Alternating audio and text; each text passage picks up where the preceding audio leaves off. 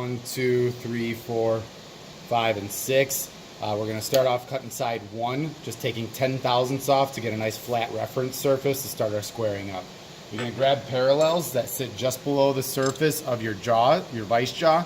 Make sure everything's clean. Can't have any chips or anything in there. So clean parallels. I've already deburred my block to make sure that it's going to sit on the parallels nice.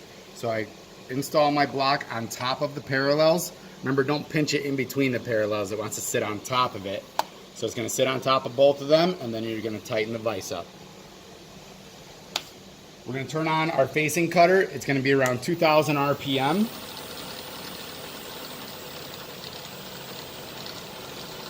Okay, so right around there.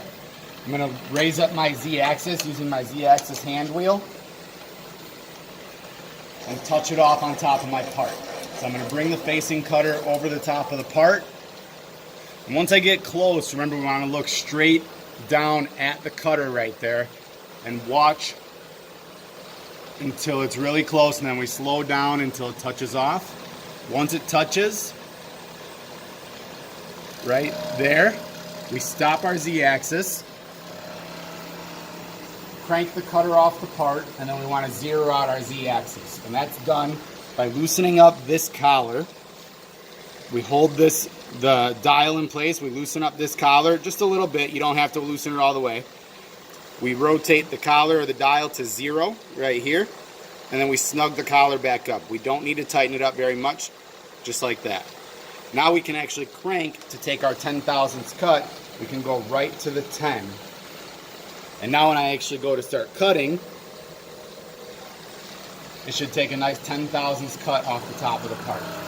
And as long as this cut cleans up the surface, we're done with side number 1. If for some reason it doesn't clean up the surface, if it leaves anything behind, you may have to take another couple of thousandths. But the goal of this is just to make side 1 flat.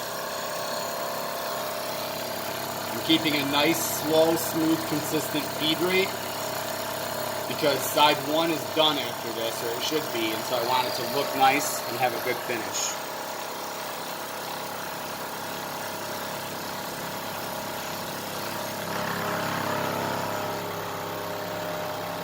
Once I finish up with the back side, I'm going to move my Y-axis to cut the front edge. So I'm just going to come over and make sure it's going to hit the rest of that material right there. And then take this cut as well.